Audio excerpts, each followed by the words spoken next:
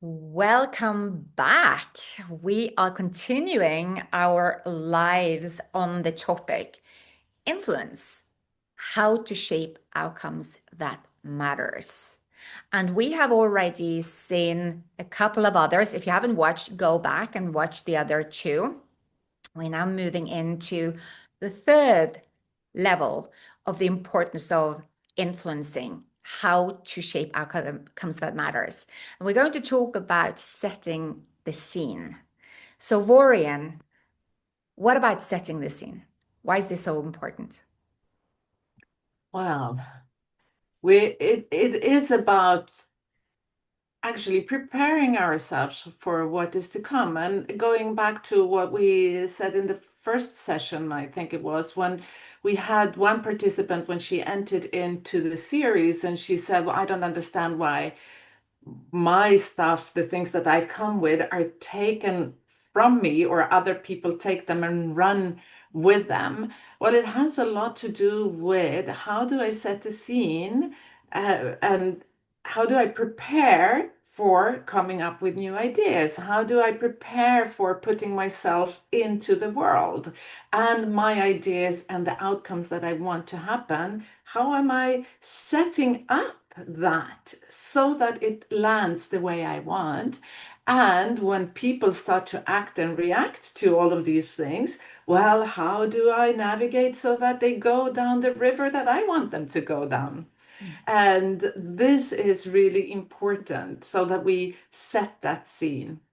What do you see normally is the, I was going to say standing in the way, but what is usually happening? Because we're bringing this up because it's so important. What is usually happening? Because people, Well, I think there are several things that happen. I can go back to myself and the learning of this and why we can believe that we set up the scene, and then when we go into the meeting, for example, with our team or our boss, we are starting to lose it, even if we thought that we knew what we wanted. And a lot of times it has to do with we have totally forgotten about who we are, preparing also who do I want to be, who do I want to be perceived as, what role am I going to take in this conversation, what is the larger outcome that I'm looking for, so what is our mission, and what are my values, what am I standing up for myself, and what do I want. A lot of times we don't even express what we want because it depends on what everybody else thinks. And this is, or I'm going to put my idea out there and see what response I get, and then I'm going to fix around it. And so there are a lot of insecurities in before we like too much people pleasing and too much not daring to actually claim our space, claiming our ideas, being out there, and then see what happens, but yeah. being clear about the ask. Yeah, I think one of the experiences that I've seen it in myself in the past when I was in corporate, and I've seen it with many of my clients. I have clients coming in and say, preparing for XYZ, and the first default I experience is they're preparing with the people in mind who has the seat around the table. So she's like that, and he's like that, and they are going to say, and they always do it like this. And I'm listening, I'm just paying attention, and I and back to how much time are you spending to prepare for what you are going to say without considering actually all the others. And it's almost like a showstopper. It's like, what? Like, but I know what I want. No, you actually don't. You think you know, but you haven't spent the time to identify it. But you're leaking your energy by shadow boxing with everyone in your mind that's Else, in this yeah. room. And now you're leaking what is it that you're there to present as if you're talking only to yourself in the mirror, because that is the important of setting the scene, right? Yes, yes, because you're diluting your idea also. You're diluting it based on assumptions. You kind of discuss with yourself everything that you think, all of the pushback that you're going to get. So your ask started here in your mind, and then you think, okay, but they're going to say this, they're going to say that, and all based on all of those assumptions, you're shaving down, and then you're left with something that you really didn't want, and then you put that little small ask out there, and then you get pushback on that even, and then you're left with nothing. Yeah. Yeah. And that is, or something that you're not going to be really happy about. And then you ask yourself, why didn't I get what I wanted? Well, you never asked for it, did you? Yeah. Really asked for it. Yeah, it's interesting because one of the, again, the participants in the 5 week intensive training that we're doing, uh, when we had ended the 5 weeks, she came back where she was talking about what the revelation it had been for her to be ultra clear on her ask. And she caught herself before she was going into something that I am not I am not setting the scene here. I am like going in as in unconscious actually.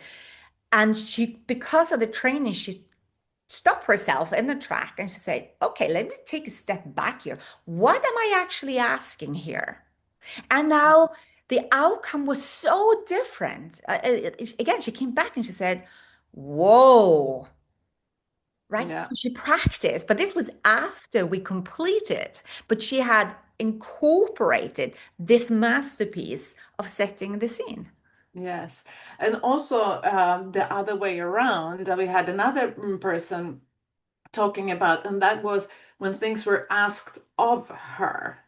And then only giving into that all the time because I don't want to cause a fuss. I don't want to be difficult all the time. So then uh, knowing how to actually ask for something back. I mean, to really say, okay, well, this doesn't work for me. How do I set the scene so that it will work for me?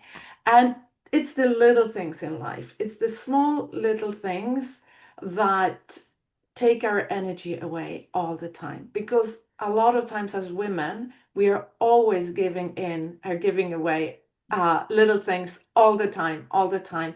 And when we now can, because of knowing who we are, knowing where our energies leak, knowing what is important to us, knowing what is going to make us work well, we can start to put some really healthy boundaries and make sure that things are working for us and Yeah. have the authority to do so because we are telling them, yes, you can. Yeah. Yeah, and I think that is a yeah, I just on that, that's so important because what we've seen in these containers of being together where we're actually expecting from each other that we're going to go out and do this. And we give each other the permission to be Yeah. messy, to play, but we're doing it with real situations.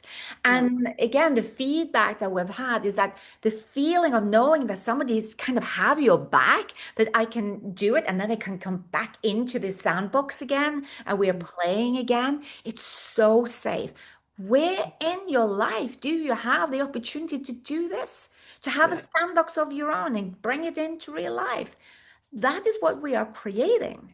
Yes, I love actually when one of the women she went out and she came back and said, I tried all of this on my boss and it didn't work. I said, okay, so tell us, what did you actually do? And then we went through the mechanics and said, okay, Yeah, so in the face of this, well, the alternatives are this and that, and then we continue working on it and discovering more and more live. This is what's happening right now. And the bravery to going out there and trying something and testing something, coming back and saying, okay, I got resistance on that, now what? And seeing what works, what doesn't work. yeah, And that it's bravery, but it's right, right. also, as you say, we can be playful about it and we will broaden our possibilities of influencing by trying these things out. Yeah, powerful. So I'm Yeah. excited. I mean, we're starting on the 8th of September again. It's maximum 8 women. It's a small cohort. Um, And we are presenting this for those of you who are curious, and invite all of you to ask yourself the question, where do you see that you're not moving the needle in the pace you want? Where do you, if you're actually taking it serious, look at yourself and you say, I want this, and I've wanted it for a long time, and still I'm over here. You Yeah, might want to consider if this kind of container is the right place for you, or you're working in something that big, you work on something you feel you're sometimes on your own and you need the support. This is also the place to be. absolutely. Yeah. Yeah, I love that, how women also can support each other about it, and how quickly we get to share the situations that we are in, and learn from each other as well. Yeah. And I want to share from my perspective and from sustainability's perspective. In my practice, I come from this deep belief that women hold the key to solve some of the greatest challenges we have. So this is not about fixing anything. This is about coming almost from the selfish perspective that I am tired of seeing uh, women wasting time, getting caught into some dramas when they hold the key in innovation, in human basic needs, in climate, in energy transition, you name it, and it's over here. That is why we're doing this. This is important for us. Is more than Very- a training. This is missions we're on as well.